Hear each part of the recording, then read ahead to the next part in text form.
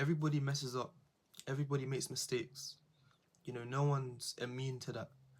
But the greatest, the people that make leaps and bounds in their progress, that always get that one step ahead of you. You know, the people you see on TV, the athletes, the bodybuilders, the actors, all of those successful people, they have one thing in common that basically prevents any type of mistake from setting them back long enough from, you know, putting them in a position similar to other ambitious people that haven't made it yet. And that's the ability to reset quickly. It's the ability to take the mistake on the chin, reflect, and move on. And, you know, during that reflection, take the lessons that they learn and apply it in future scenarios so that that mistake is less likely to happen.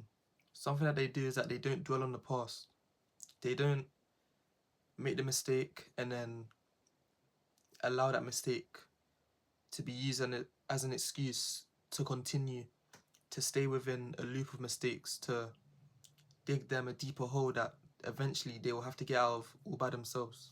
So resetting quickly, it requires a level of awareness that can be trained through practice. It can be trained through, you know, a number of things, and I'll list a few. But this awareness, it allows you to catch yourself, to reel yourself in, you know, before a loop happens. You know, you might make the mistake that you're always trying to avoid, and you're doing well avoiding, but it just so happened to happen again, right?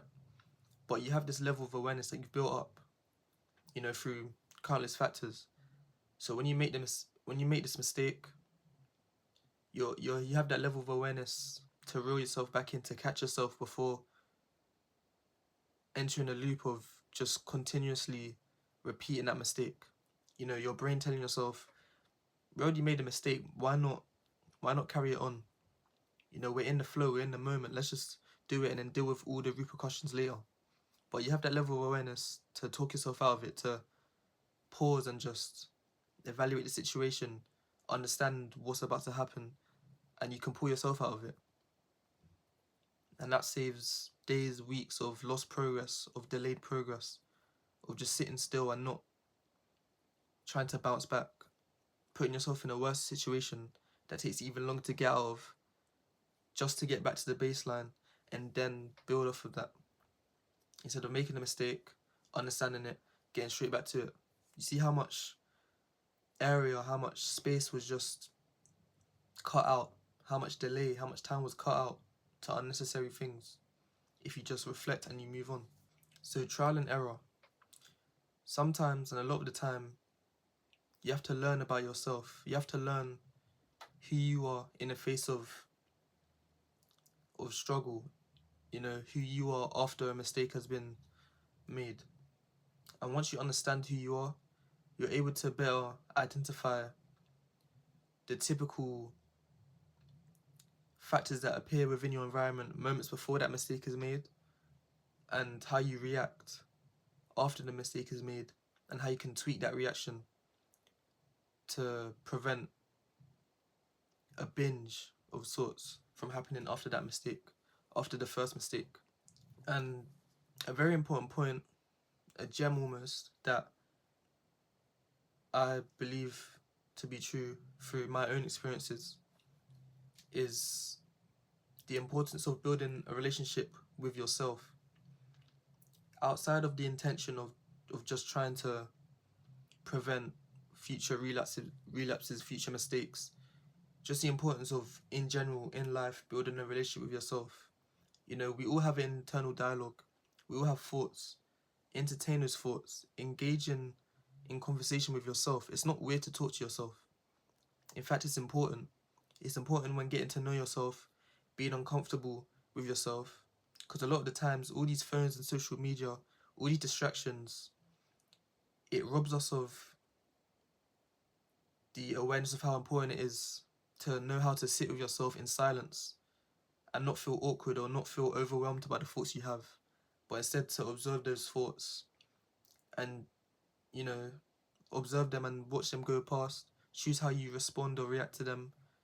If they're thoughts that you don't like, you know how to not be reactive to them. Just certain things like that. Learning to be in stillness, be comfortable with yourself, with your thoughts, with your identity. But that all starts, first of all, with getting to know yourself. Constantly being distracted, you're not able to do so. You're not, if someone was to tell you to meditate for 10 minutes, you'll be fidgety. You wouldn't be comfortable sitting with yourself. But with talking to yourself and just building a genuine connection, is that in moments like, the moments leading up to mistakes, you're able to talk yourself out of it. Especially in moments where you may have made the mistake already. You feel at your lowest, you feel that urge coming on to just keep repeating a mistake, and you're in solitude. So no one's there to talk you out of it, no one's there to help you. You can't go to anyone for counseling, anything like that. So all you have is yourself. But because you trained that awareness through building a connection with yourself, speaking to yourself, you're able to talk to yourself, to really talk sense into yourself like a friend would. Another moment is especially good in is peer pressure moments. When no one's on your side, when people want you to indulge and fall to their level. They want you to indulge in things that you know is not good for you, but because there's a collective of people telling you, urging you, pushing you in that direction, eventually you fold. But because you're so strong mentally, you're grounded in your foundation. You know what's good for you, you know what's bad for you, you know what you want in life. It doesn't matter what people say to you, because all of that is just, it's like feathers.